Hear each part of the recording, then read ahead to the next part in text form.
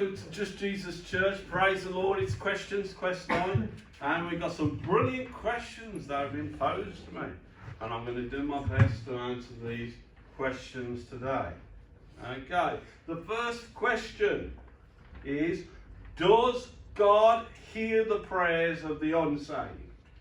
Does God really hear the prayers of the unsaved? And the answer to that is yes.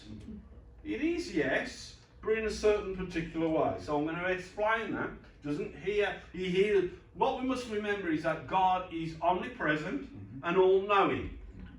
So of course he hears every prayer. He knows what's coming out of every person's lips on the planet at any given time. I know that's God, right? And it's so big and vast, you can't believe it sometimes, but that's God. He's all-knowing, right? He knows the end from the beginning, right? He knew it before anything. So in that sense, he hears all prayer. But in terms of hearing prayer of the unsaved and answering the prayer of the unsaved, yes, he does in particular situations. And I'm going to explain that to you. Okay? Acts 10, 1 to 4. Because you know I'll go from the scriptures. Acts 10, 1 to 4. Okay? There was a certain man in Caesarea called Cornelius, a centurion, a Roman centurion, of the band called the Italian band. I don't know if I played instruments, but there you go. A devout man, one that feared God with all his house, which gave much alms or money to the people and prayed to God always. So this is a prayer. He's praying to God.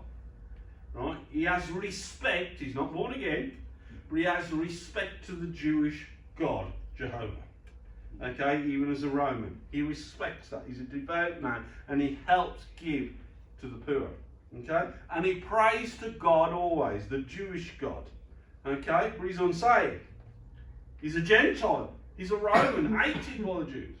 Okay, and he saw in a vision, evidently about the 9th hour of the day, an angel of God coming into him, and said unto him, Cornelius. So the angel knew his name, Cornelius.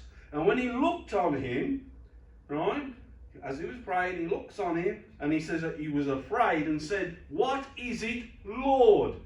And he said unto him, Thy prayers, this unsaved man's prayers, thy prayers and your alms, your good works, are come up for a memorial before God. Okay? Meaning that God remembers this man. God is watching this man. He's unsaved, but he's hearing his prayers. He's watching his actions. He's watching his attitude towards the Jewish God. Okay? Even as a Roman. And he answers this man's prayer. He visits this man. Okay? But now, when we look at the Roman centurion, here we can clearly see that he's unsaved, Roman centurion, and has his prayers being heard. So God hears his prayer, and God did respond. Notice, though, he feared and prayed to the God of the Jews. So this isn't somebody praying to another false god, or Satan as an unsaved person, and God hears and answers. This is a man who has respect to the Judeo-Christian God as of today. Right?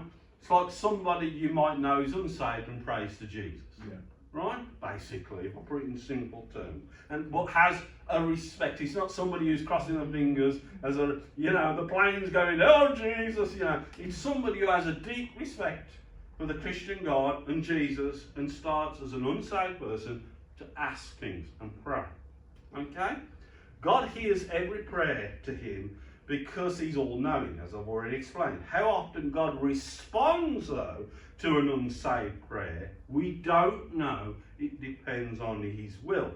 In this case, he does respond to the centurion's prayer. There are other scriptures in the Bible where this happens too. I would say he especially hears and answers their prayers when it relates to them being drawn by the Father to Christ for salvation, like this centurion.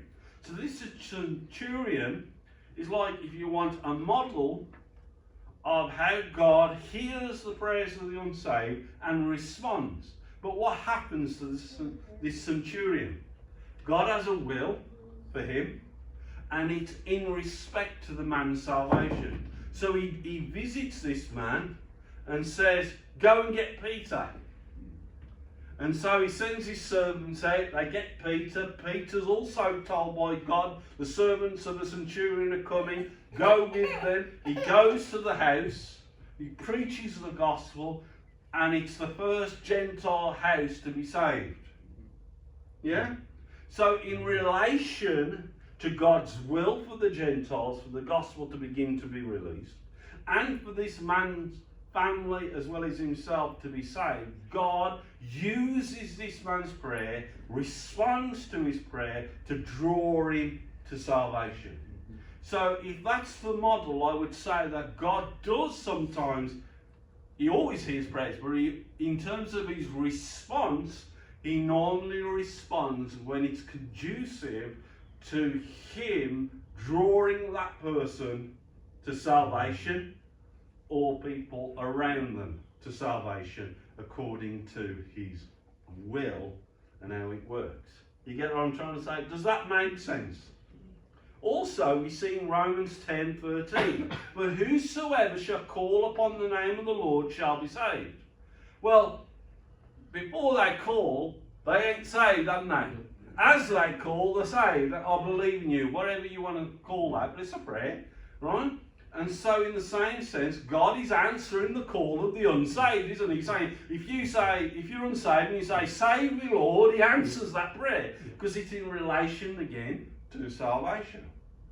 So God does hear the prayers of the unsaved, and you probably hear many testimonies of people who was unsaved, who called on the Lord for something happening in their family, and that was a catalyst for them to start to come to Christ, or come to church to hear the gospel.